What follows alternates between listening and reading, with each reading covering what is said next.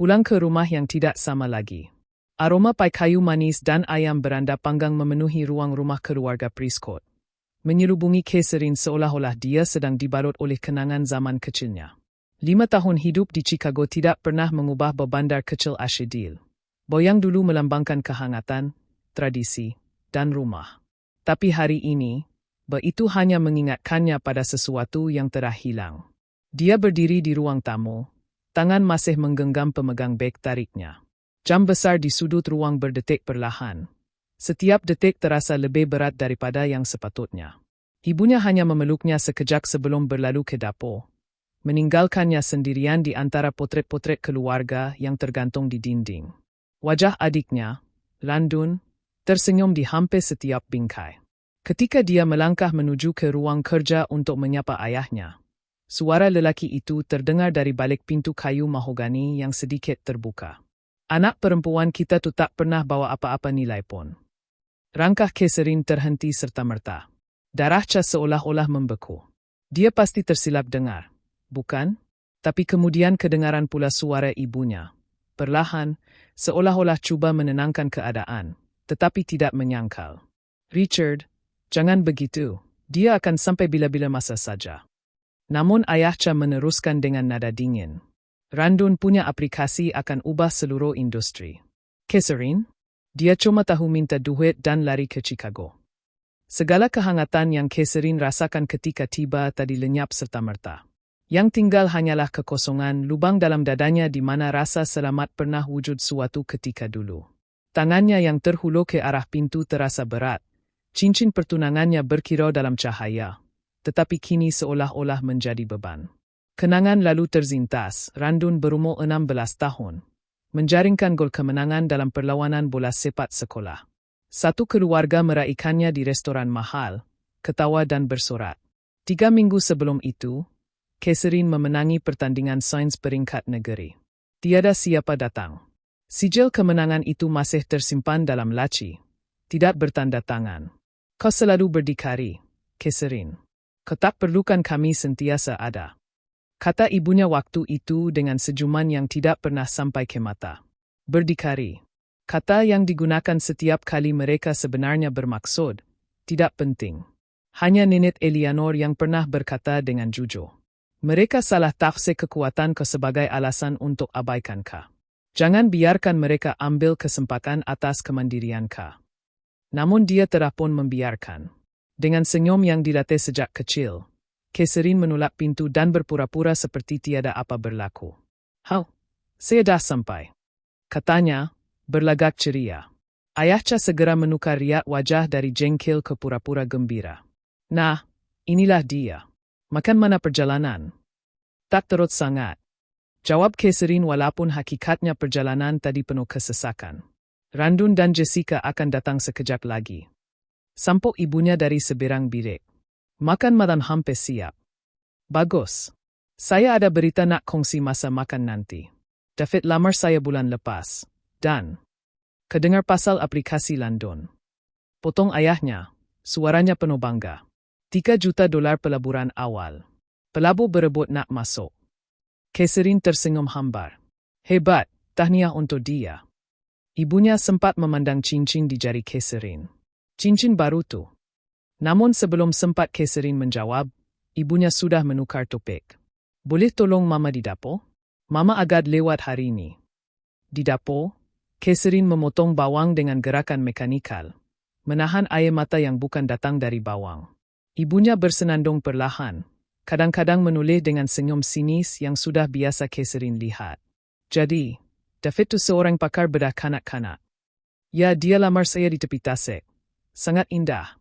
Kedengar tak apa-apa cakap tadi pasal Landon. Potong ibunya lagi, suaranya syarat dengan bangga. Kami tahu dia akan berjaya satu hari nanti. Pisau di tangan Catherine berhenti seketika. Nada ibunya yang membandingkan itu bukan baru, tapi kali ini, sesuatu dalam dirinya berubah. Kecil, halus, tapi cukup untuk mencipta retak pertama dalam tembok kesabarannya. Sambil kembali memotong bawang, dia tersenyum nipis, bukan lagi senyum untuk menyembunyikan perasaan, tetapi senyum seseorang yang baru mula melihat kebenaran yang selama ini tertutup kabus. Aku bukan masalah, Cha. Bisiknya dalam hati. Aku tak pernah jadi masalah, Cha. Dan ketika loceng pintu berbunyi menandakan ketibaan Landun, Catherine membuat satu janji senyap kepada diri sendiri, kepada gadis kecil dalam dirinya yang pernah menyimpan sijil sonsnya di laci tanpa sesiapa peduli. Segalanya akan berubah murahi malam ini.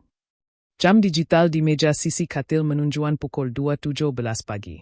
Catherine masih terbaring menatap siling, matanya terbuka luas. Kata-kata ayahnya siang tadi terus berulang dalam fikiran, menghentak seperti palu. Kakak kamu takkan dapat sesen pun daripada harta pusaka mama. Kami dah buat keputusan. Kata-kata itu seperti pisau yang menembusi jantung.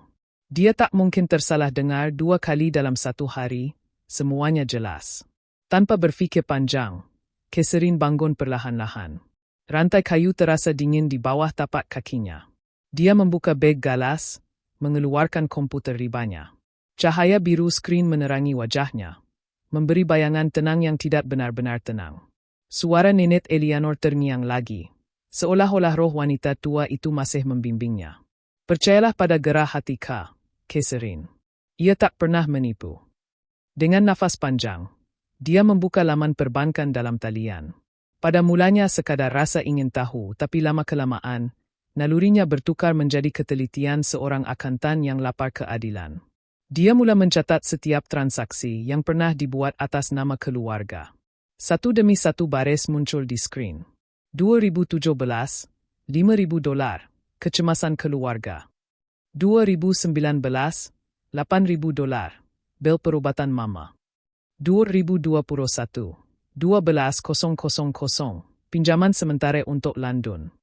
Catherine memerhati corak itu terbentuk, dan jantungnya mengetat. Semuanya membawa nama-nama yang sama, alasan yang serupa, dan janji yang tidak pernah ditepati. Mereka salah guna kepercayaan Bisik suara neneknya lagi di kepala.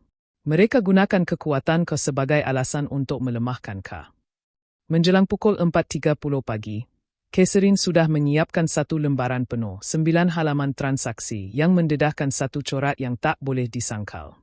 57,600. Jumlah yang dia kirim selama 8 tahun, tanpa sebarang pulangan.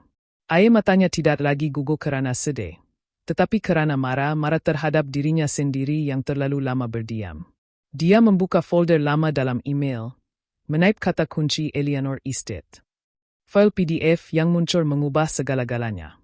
Kononnya dokumen insurans, yang ditandatangani semasa kesibukan sambutan hari kesyukuran 4 tahun lalu. Tapi sebenarnya, borang jaminan pinjaman, yang meletakkan namanya sebagai penjamin hutang ayahnya menggunakan bahagian warisan arwah neneknya sebagai cagaran. 10,500. Bisiknya membaca angka pada skrin. Itu sepatutnya milik aku. Tangannya menggigil, tetapi bukan kerana ketakutan.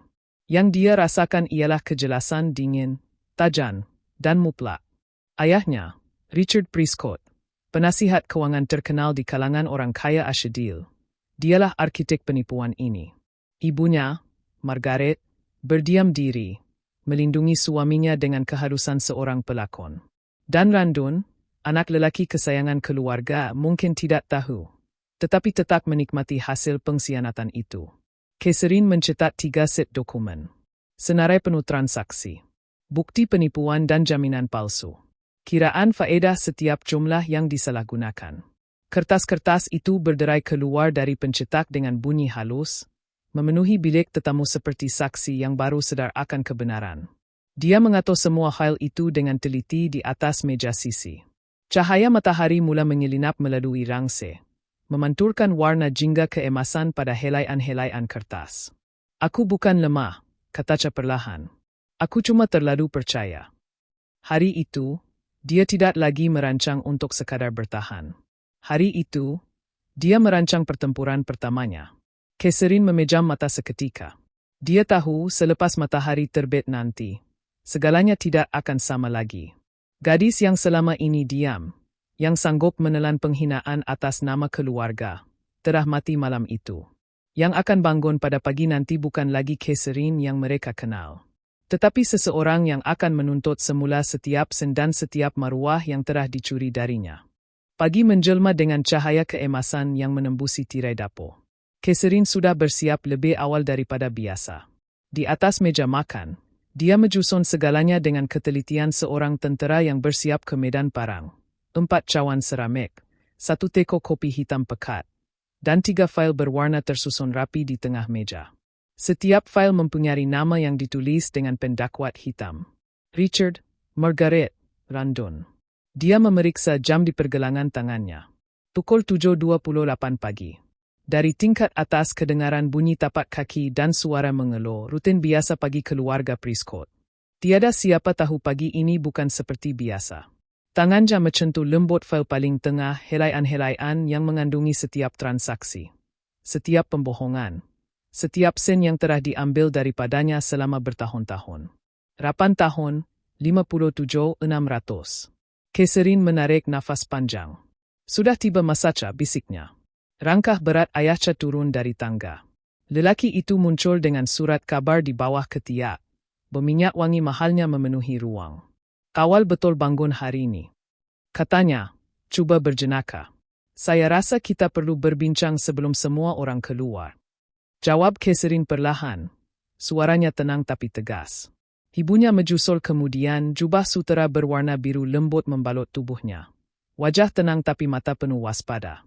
Randun pula muncul teraje, rambut masih kusut, menguap sambil mencari kopi. Mereka bertiga duduk seperti biasa. Masing-masing mengambil tempat yang tetap seolah-olah pagi itu hanyalah rutin biasa. Catherine menunggu mereka mengambil tekokan pertama sebelum dia menolak 3 fail itu ke tengah meja. Ini semua rekod, katanya datar. Setiap dolar yang saya pernah beri kepada keluarga ni. Setiap sen daripada warisan nenek Eleanor yang sepatutnya milik saya. Ayahnya terhenti separuh tekokan. Apa maksud kamu ni? Maksud saya bukti, jawab Catherine. Tangannya menunjuk helaian pertama dalam fail Richard. Spreadsheet yang penuh dengan tarikh, jumlah, dan catatan penggunaan wang. 8 tahun bantuan kewangan, ayah. Atau lebih tepat 8 tahun penipuan. Wajah ibunya berubah pucat. Catherine, jangan guna perkataan macam tu. Keluarga saling bantu-membantu. Itu yang keluarga buat. Bantu. Catherine ketawa kecil, nadanya pedih. Adakah menipu tanda tangan saya untuk pinjaman bank juga dipanggil bantuan? Ibunya cuba menyampok lagi, tapi Catherine sudah mengeluarkan 1 helaian dari fail Richard. Salinan borang jaminan pinjaman yang ditandatangani atas namanya. Dokumen ini bukan borang insurans, seperti yang ayah cakap dulu. Ini jaminan hutang yang guna bahagian pusaka saya sebagai cagaran.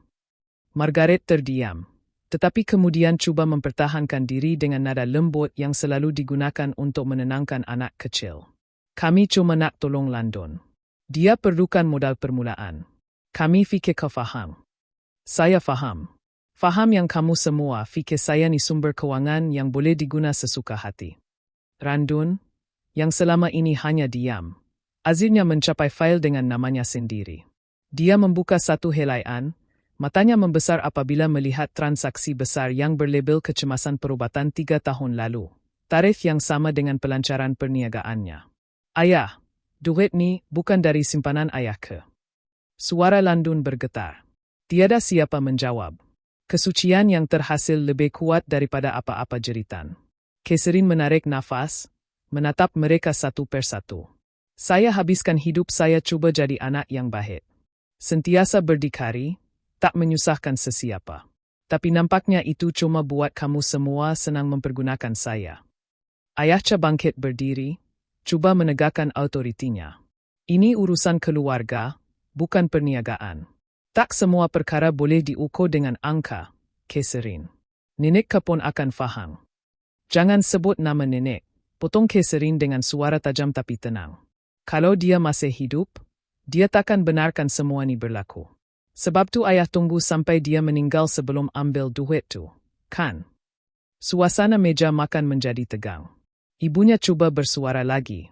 Kesanggup laporkan keluarga sendiri kepada pihak berkuasa. Saya belum buat laporan lagi. Jawab Catherine perlahan sambil menatap mata ibunya. Belum. Tapi saya dah maklumkan kepada peguam dan pihak band. Kalau ada satu lagi cubaan guna nama saya, Saya akan teruskan kes penipuan identiti. Ibunya menutup mulut dengan tangan, terkejut. Ayahnya hanya berdiri kaku, tidak mampu menatap wajah anak perempuan yang selama ini dianggap lemah. Saya juga dah terima tawaran kerja di Boston. Jawatan pengarah kewangan kanan.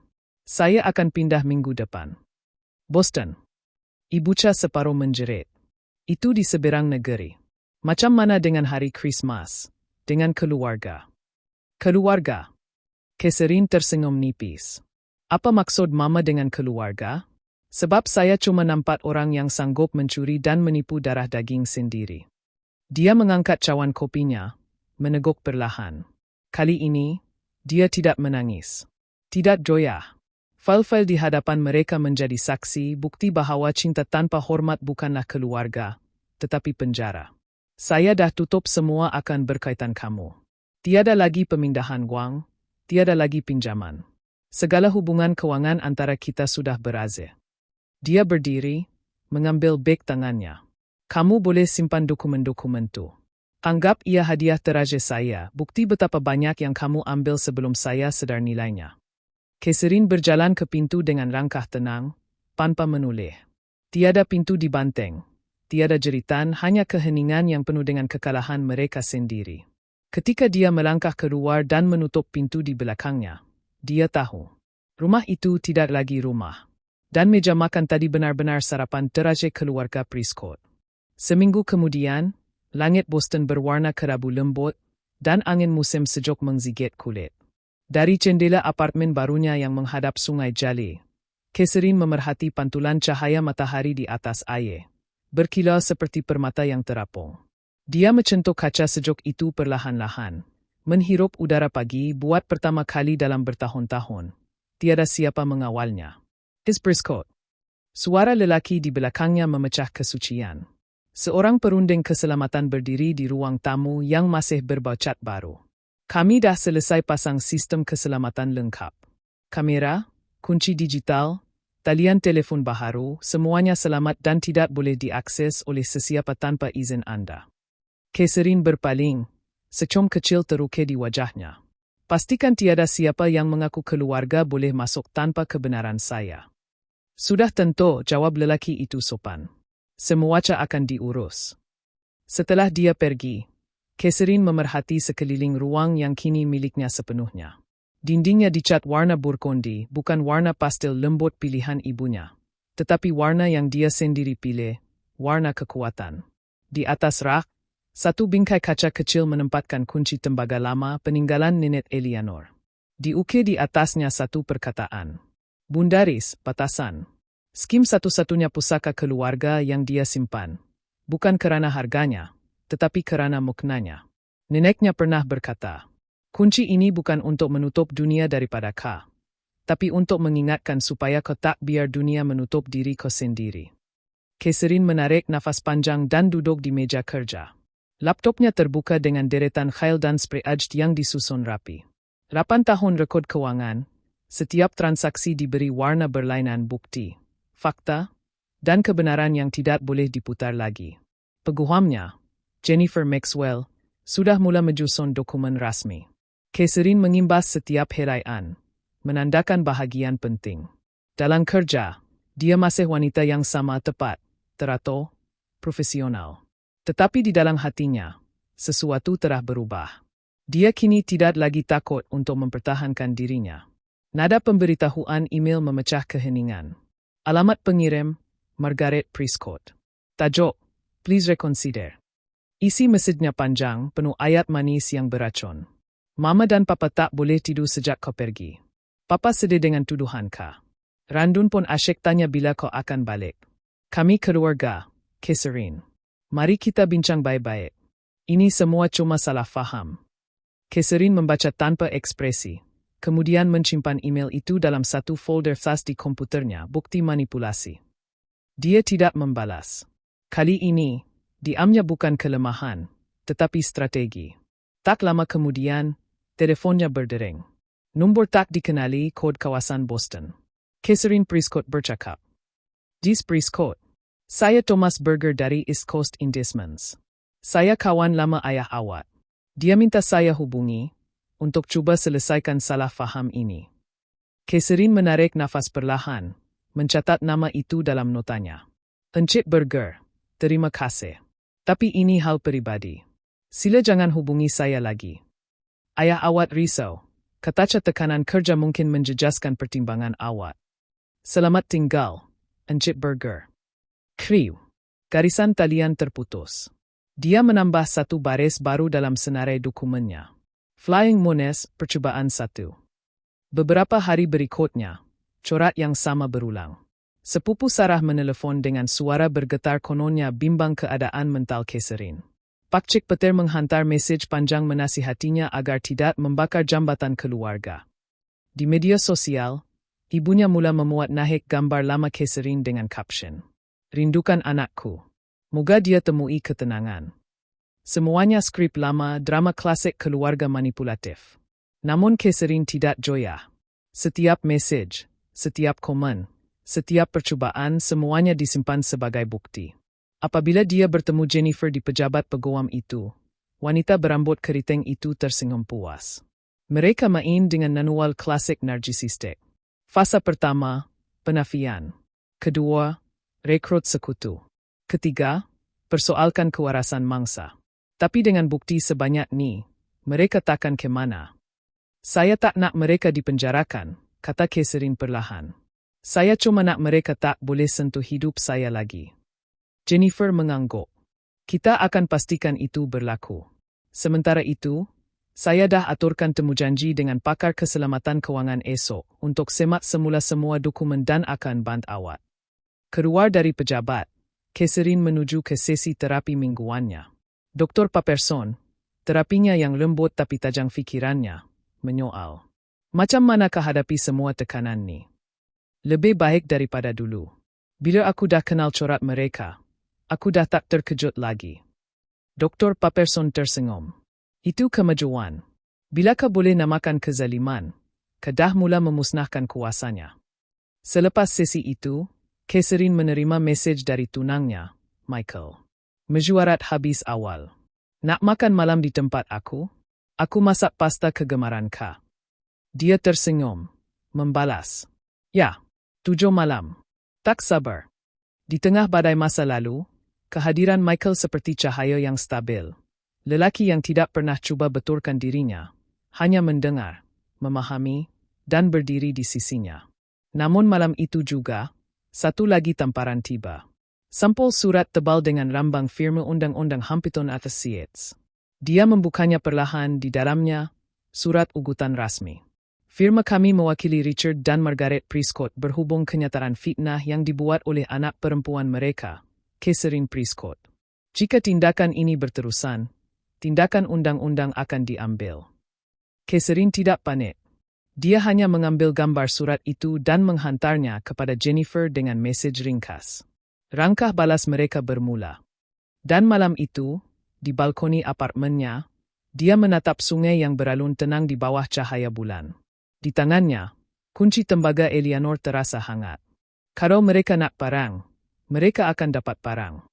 Bisiknya, suaranya perlahan tetapi tegas. Tapi kali ini aku yang tetapkan syaratnya. Keesokan paginya, ketika Catherine sedang menikmati secawan kopi di ruang tamunya yang sunyi, telefon bimbitnya berdering. Nama di skrin membuat jantungnya bergetar, Samuel Winters, pakar keselamatan kewangan yang dijorkan oleh peguamnya. Tis Prescott. Suara tegas, profesional, tapi nada di hujungnya berat. Saya baru selesai meneliti akan Anda. Ada sesuatu yang serius. Catherine menegakkan badan. Apa maksud awak? Ada pinjaman aktif berjumlah 85,000 yang diambil 3 bulan lepas atas nama Anda untuk syarikat bernama Prescott Development, LLC. Tanda tangan pada dokumen itu jelas bukan milik Anda. Ia sepadan dengan tulisan tangan ayah Anda. Darah Catherine terasa sejuk. Namun suaranya kekal tenang. Teruskan pemeriksaan, Encik Winters. Saya perlukan semua bukti bertulis dan salinan dokumen itu. Ada satu lagi perkara, tambah lelaki itu selepas diam sejenak. 2 percubaan terbaru untuk mengakses akan pelaburan Anda, menggunakan alasan kecemasan keluarga. Nasib baik sistem sekatan identiti baru anda menolak permintaan tersebut. Catherine memejam mata seketika. Dunia lamanya penuh manipulasi, penipuan, dan ketamakan cuba menembusi dinding kebebasan barunya. Tapi kali ini, dia sudah bersedia. Terima kasih, Encik Linters. Simpan semua maklumat itu. Saya akan teruskan melalui peguam saya. Setengah jam kemudian, panggilan dari kantor keselamatan pejabatnya pula datang. Tis Prescott. Ada seorang wanita bernama Margaret Prescott di lobi. Dia mendesak mahu jumpa Anda.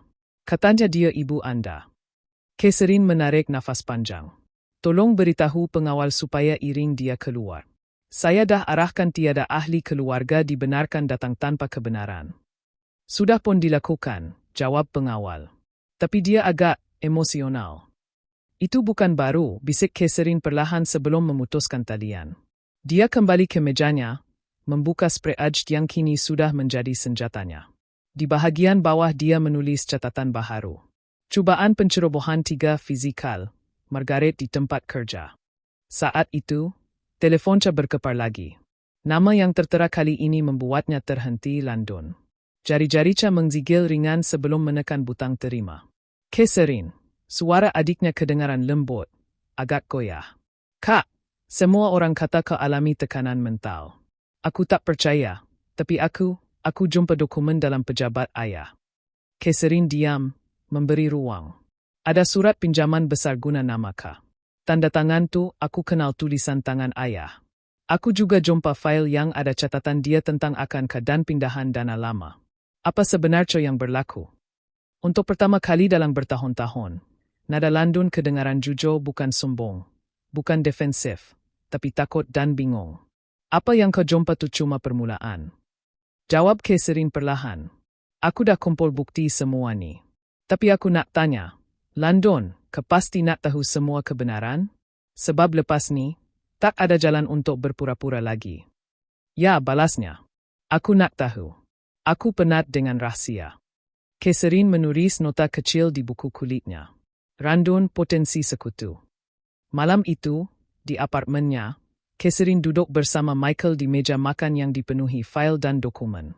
Kertas, salinan email, penyata band semuanya tersusun seperti pelan strategi parang. Jennifer dihubungi melalui pembesar suara. Pihak persekutuan sudah terima laporan penipuan identiti, katanya dengan nada yakin. Kita akan halkan notis cease and desist kepada peguam mereka. Setiap percubaan hubungi awak selepas ni akan dikira pelanggaran undang-undang. Catherine menandatangani dokumen digital dengan satu klip. Hantar, katanya tenang. Michael menggenggam tangannya. Kebersedia untuk apa yang akan datang. Catherine tersenyum. Pandangan matanya terarah ke luar jendela, sungai yang sama beralun tenang di bawah cahaya bulan. Mereka habiskan hidup mereka ajar aku menanggung kesakitan. Sekarang tiba masa aku tunjuk yang aku belajar dengan baik. Malam itu, dia tidur dengan lena buat pertama kali dalam beberapa minggu. Di atas meja sisi katilnya, kunci tembaga Eleanor bersinar di bawah cahaya lampu, bukan lagi simbol luka lama, tetapi rambang kebebasan dan keberanian. Dan jauh di Ashedil, di rumah yang pernah menjadi rambang kasih sayang keluarga, Richard Prescott duduk dalam gelap, menatap sepucuk surat yang baru tiba, notis undang-undang rasmi dari firma Jennifer Maxwell Associates. Tulisannya ringkas tapi tajam. Segala bentuk komunikasi tidak dibenarkan. Sebarang pelanggaran akan membawa akibat undang-undang. Untuk pertama kali, lelaki itu tahu. Anak perempuannya yang pernah dianggap tak berguna kini sedang memegang semua kuasa. Hari sidang itu tiba. Pejabat keuangan Maxwell Associates berba lemon dan kurit mahal. Setiap permukaannya berkilat seperti cermin. Catherine duduk tegak di atas kerusi kurit hitam. Kail berlabel warna di hadapannya tersusun sempurna. Tangannya tidak bergetar, walaupun jantungnya berdegup laju. Kita akan sambungkan panggilan video sekarang. Kata peguamnya, Sandra Leigh, wanita beruban perak yang matanya tajam seperti bilah pisau. Rampu merah di telefon meja berkelip 2 kali, tanda sambungan ke rumah Prescott di Ashedil telah bermula. Catherine, suara ayahnya kedengaran dari pembesar suara. Tegas seperti biasa, tapi ada ria resah di hujungnya. Ini semua tidak perlu. Kita boleh selesaikan secara keluarga. Catherine tidak menjawab. Dia hanya memandang Sandra, yang mengangguk kecil memberi isyarat untuk mula. Mulai saat ini, kata Catherine dengan nada tenang. Semua komunikasi mesti direkod dan melalui peguam. Tiada perbualan tidak rasmi. 3 ayat pendek, tetapi cukup untuk mematahkan kawalan yang selama ini mereka miliki ke atas dirinya. Sayang, tolonglah. Suara ibunya masuk, bergetar dengan lakonan sedih yang dulu mampu membuat Catherine tunduk. Kami hanya nak bantu. Ingat masa kami tolong bayar sewa rumah pertama kah? Sandra menolak satu dokumen ke hadapan Catherine. Ia adalah salinan penyata bank yang membuktikan bahawa wang bantuan itu sebenarnya datang dari akan warisan Catherine sendiri. Untuk rekod, kata Sandra dengan suara profesional, bantuan yang disebut tadi bukan daripada mereka, tetapi daripada akan pusaka Miss Prescott yang dipindahkan tanpa pengetahuan beliau. Kedengaran heraan nafas di hujung talian. Peguam keluarga Prescott cuba campur tangan. Encik dan Puan Prescott telah berkhidmat untuk komuniti selama 40 tahun. Tuduhan ini tidak berasas dan mencemar reputasi mereka. Catherine membuka fail pertamanya. Baiklah, kita mula dengan kronologi. Nada suaranya tidak lagi milik gadis yang meminta kasih sayang, tapi milik seorang wanita yang tahu nilainya sendiri. 15 Januari 2017, $10,000 dipindahkan dari akan saya ke akan perniagaan Randun, atas nama Prescott Innovations. Tanda tangan pada borang penarikan bukan milik saya. 28 Februari 2019, 15:00 daripada pusaka Nenek Eleanor dipindahkan ke akan keluarga atas alasan pelaburan keluarga. Sandra menambah. Analisis tulisan tangan yang disahkan menunjukkan tanda tangan pada kedua-dua dokumen ini dipalsukan oleh Encik Richard Prescott. Ini tak masuk akal. Suara ayahnya meninggi, tetapi getaran kecil dalam nadanya tidak terlepas daripada perhatian. Catherine terlalu dramatik. 12 Mac 2022, Catherine meneruskan tanpa terganggu. Pinjaman jaminan untuk syarikat London. Saya tanda tangan kononnya borang insurans selepas pembedahan. Tapi ia sebenarnya perjanjian hutang. Ayah, awak yang serahkan dokumen itu sendiri. Kesucian membeku di udara. Saya nak bercakap dengan kakak saya. Suara Landun azirnya memecahkan diam. Berdua saja. Itu tidak digalakan. Kata peguam keluarga, tapi Catherine mengangkat tangan. Tak mengapa. Saya setuju. Tadian sunyi sejenak. Kemudian suara Landun kedengaran semula. Lebih perlahan kali ini. Aku jumpa fail di pejabat ayah. Semua bukti ada. Aku tak nak jadi sebahagian daripada ni lagi. Suara ibunya meletup seperti kaca retah. Kau sanggup khianat keluarga sendiri, Landon. Kau sendiri yang mula khianat, Mama. Balas Landon dengan nada bergetar. Bukan aku. Sandra mengetuk pen penandanya di meja. Seperti yang kita nyatakan dalam laporan, bukti bukan sahaja menunjukkan pengalihan dana tanpa izin, tetapi juga manipulasi emosi berterusan, mesej, panggilan, dan percubaan menutup kes ini dengan tekanan psikologi. Catherine membuka helaian teraze, cetakan screen message lama daripada ibunya. Kau pentingkan diri. Keluarga perjokan kau, tapi kau hanya fikir duit. Tarikh message itu sama dengan tarikh pindahan wang terbesar ke akan London.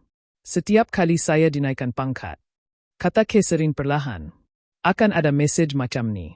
Setiap kali saya berjaya, akan ada alasan baru untuk pinjam duit. Tapi hakikatnya mereka tak perlukan bantuan. Mereka cuma tahu saya takkan menolak.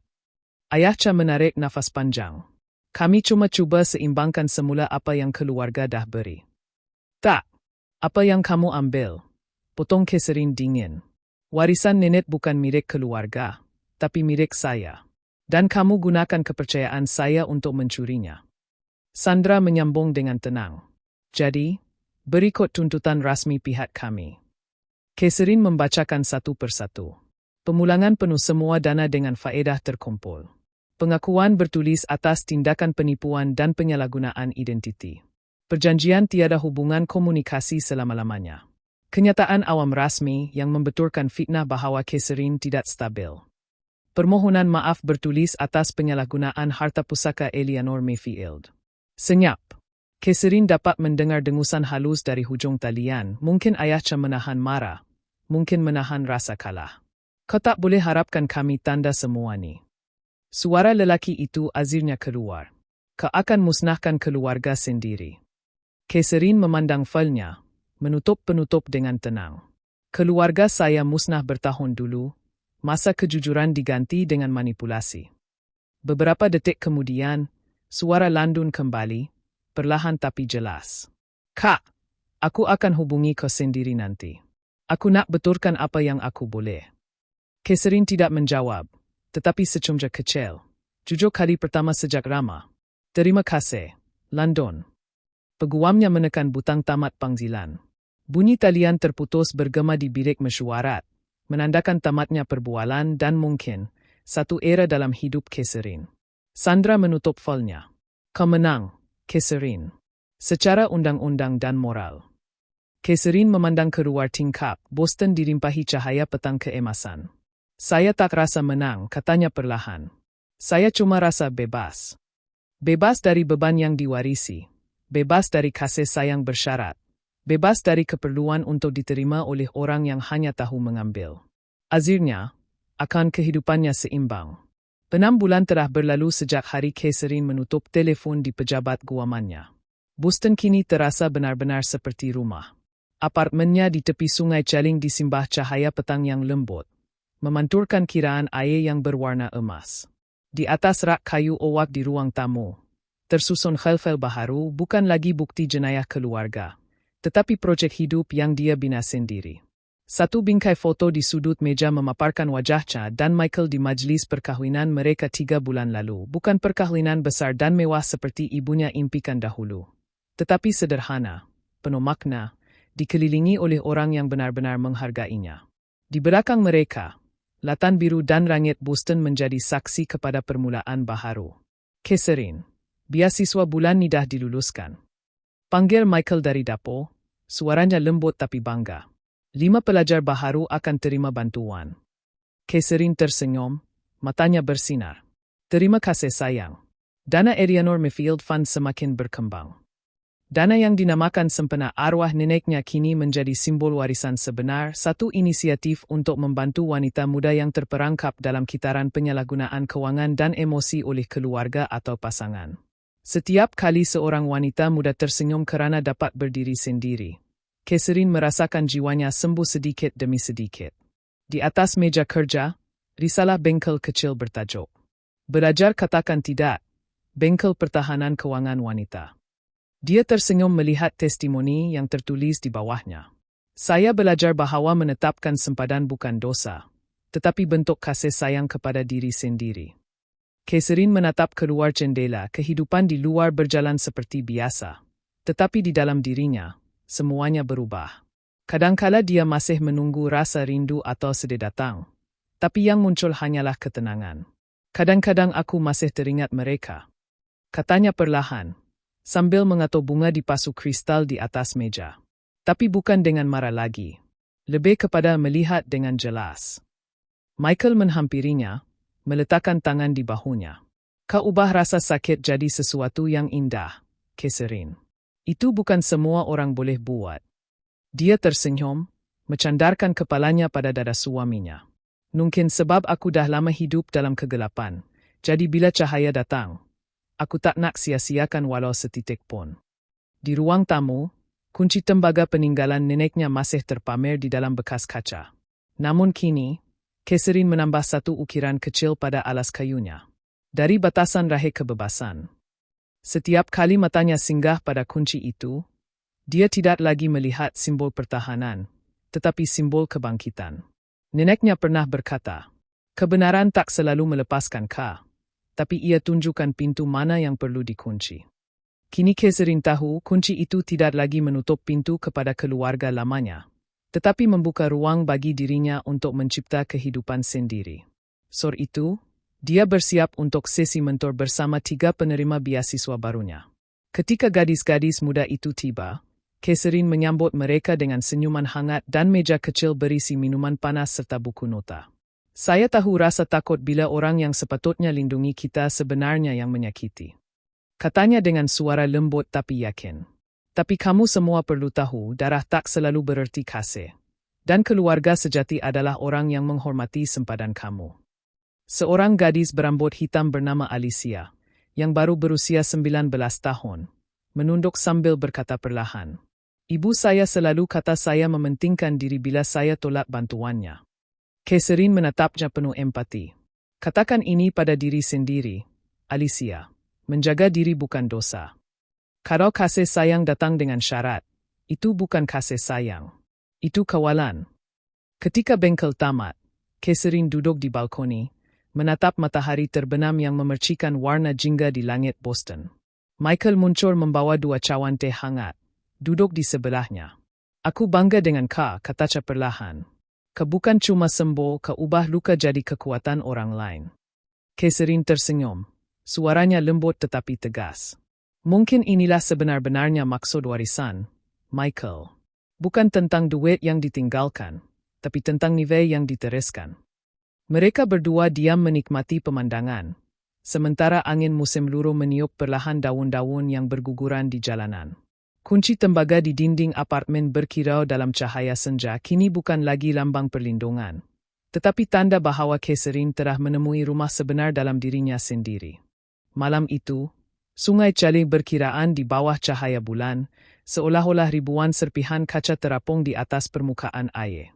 Catherine berdiri di tepi jendela apartemennya, secawan teh di tangan, melihat pantulan dirinya bukan lagi wajah wanita yang dulu mencari pengesahan, tetapi wajah seseorang yang telah menemui nilai dirinya sendiri. Di atas meja, diari kulit coklat terbuka. Setiap halaman penuh tulisan bukan tentang kesakitan, tetapi tentang penyembuhan. Di awal halaman, coretannya tajam dan tergesa-gesa. Aku tak tahu siapa aku tanpa keluarga. Namun di halaman terakhir, tulisannya stabil, mantap. Aku tahu siapa aku, dan aku tak perlukan sesiapa untuk mengesahkannya. Catherine menutup buku itu perlahan. Di atas rak, kunci tembaga nenek Eleanor masih berada dalam bingkai kaca. Ia kini bukan lagi sekadar kenangan, tetapi lambang warisan sebenar, kekuatan untuk menetapkan sempadan dan mempertahankan harga diri. Suara Michael memanggil dari ruang tamu. Sayang, esok ada sesi dengan kumpulan beasiswa baru, kan? Ya, jawab Catherine sambil tersenyum. 3 gadis baharu. Semuanya datang dengan kisah mereka sendiri. Michael mendekatinya, memeluk dari belakang. Kedah ubah hidup ramai orang, tahu tak? Aku cuma beri mereka sesuatu yang aku tak pernah dapat, katanya perlahan. Keyakinan bahwa mereka berhak untuk dihormati. Mereka berdua diam, menikmati bunyi angin malang yang meniup lembut tirai. Catherine teringat kata-kata terakhir neneknya sebelum meninggal dunia, yang kini bergema jelas di pikirannya. Kau mungkin tak boleh warisi harta yang banyak, tapi kau boleh warisi keberanian. Dan itu, Catherine, lebih berharga daripada apa-apa pun. Air mata menitis, tapi bukan kerana sedih. Ia adalah air mata syukur untuk perjalanan panjang yang membawanya dari luka ke kebebasan. Catherine menulis 1 ayat terakhir di dalam diarinya sebelum menutupnya buat selama-lamanya. Nilai diri tak pernah boleh diukur dengan wang, tetapi dengan keberanian untuk berkata, cukup sudah. Dia meletakkan pen itu di atas buku, kemudian menatap pemandangan luar. Bot-bot kecil bergerak perlahan di sungai, seolah-olah dunia sendiri turut belajar untuk perlahan dan sembuh. Esok, hidupnya akan diteruskan seperti biasa. Mesyuarat di firma kewangan tempat dia kini menjawat jawatan pengarah kanan. Sisi mentor dengan pelajar-pelajar muda yang memanggilnya Miss Catherine dengan rasa hormat. Dan malam-malam tenang bersama Michael, di rumah yang dibina atas kejujuran, bukan manipulasi. Di ruang tamu, kunci tembaga Eleanor memantulkan cahaya lampu. Dan Catherine tersenyum kecil. Terima kasih, nenek, bisiknya. Kau ajar aku bahwa batasan bukan tembok, tapi jambatan menuju kebebasan. Dengan itu, dia memadam lampu, membiarkan hanya cahaya bulan menerangi ruang apartemennya. Ketenangan memenuhi udara bukan kerana semuanya sempurna, tetapi kerana azirnya. Catherine bebas menjadi dirinya sendiri. Dia bukan lagi gadis yang ditolak dan dieksploitasi. Dia kini wanita yang menilai dirinya dengan cara yang paling benar. melalui keberanian untuk tidak lagi dijual atas nama Kase. Tamat. Kiraan tema penutup. Kisah Catherine bukan tentang membalas dendam, tetapi tentang menuntut kembali maruah dan harga diri. Dia kehilangan keluarga tetapi menemui sesuatu yang lebih besar. Kebebasan untuk hidup mengikut nilai sendiri.